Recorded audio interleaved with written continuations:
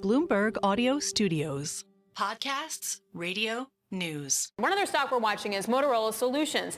It is one of the best performing tech stocks in the S&P this year. Shares are up roughly 55%, driven in part by a shift from hardware to software and services. Now remember, Motorola Solutions makes things like body cams, public safety walkie-talkies, that kind of stuff. Here in studio with more on this is Greg Brown, Chairman and CEO of Motorola Solutions. Greg, it's great to see you. Thanks for having me.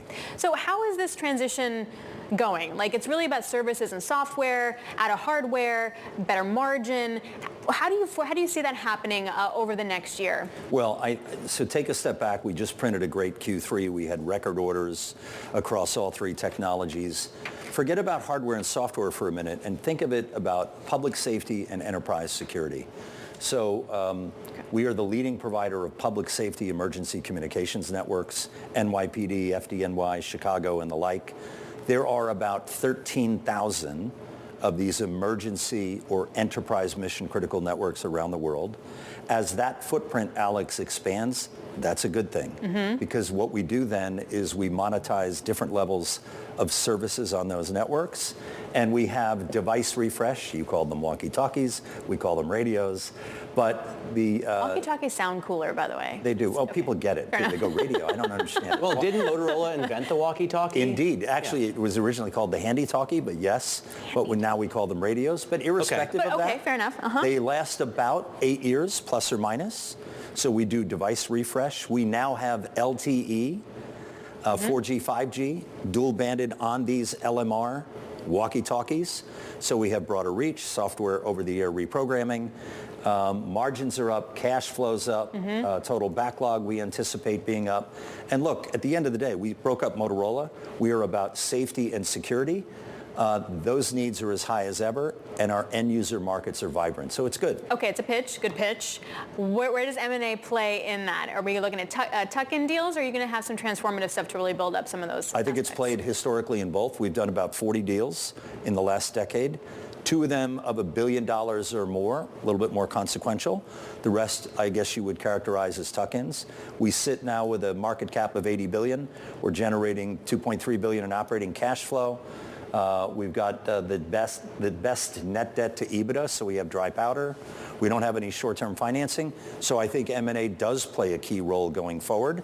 I think it will likely be tuck-ins. It could be something more material. Depends on what opportunities come forward and at what price and whether there's an actionable deal or not. But I do view M&A as important going forward.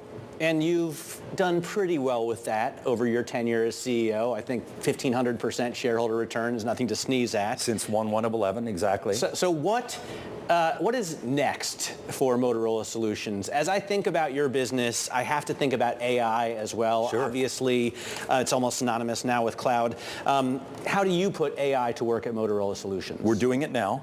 We've got 90% of our video edge devices, cameras that are powered by AI. We do video security and access control. We have a big business of 911 software, 911 command center. There's about 6,000 of those around the country. In 60% of the cases, they have our software. We use AI for perimeter detection, anomaly detection, license plate recognition. If you reduce a 911 call by 60 seconds, you save 10,000 lives. Wow. We're using AI right now in 911 call translation, 911 call transcription, and something we call call assist, where AI populates the dispatcher's screen. Dispatcher can then mobilize a first responder police officer quicker, so we'll be on the scene even faster. And we're just beginning to use it internally around Copilot for engineering and software development, documentation, sales and services. So I think we've been prudent and measured, a little conservative in the deployment of AI. But we have a great story. If anything, we need to tell it better. But I think you've been doing a pretty good job telling it. I'm looking at the screen here, the comp chart on the Bloomberg, and you've tripled the performance of the S&P throughout your tenure. So your communications are spot on. But you should come back more often. I'll take that. What do you make, though, of the potential tariffs coming in the next Trump administration? Is that going to be a difficult thing for Motorola Solutions? I don't think so, and here's why. So Trump implemented tariffs on China, starting in his first administration. What did Biden do? He continued them.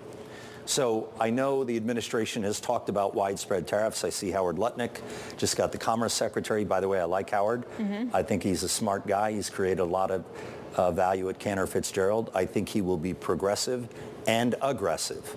So we'll see. I think the administration has talked about tariffs in terms of full and fair trade, free trade but fair trade. Maybe tariffs are used for reciprocal fairness. I'm good with that. If they're deployed, so the other problem if you're a U.S. company, maybe, if tariffs are heavy, what about your input costs and can you pass them on with pricing? We have gotten out of China effectively.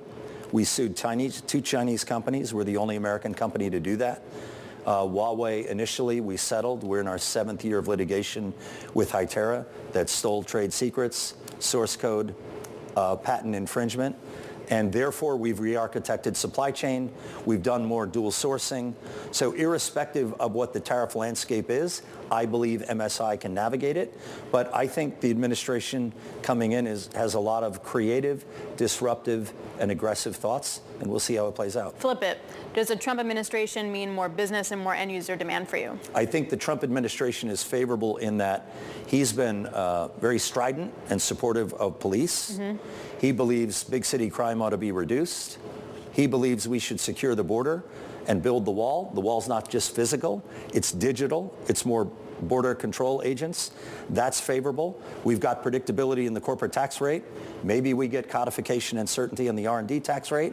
And I believe the M&A environment in the Trump administration should be more favorable than the current administration. So I think there's a lot to like about this administration through the lens of running a U.S. multinational.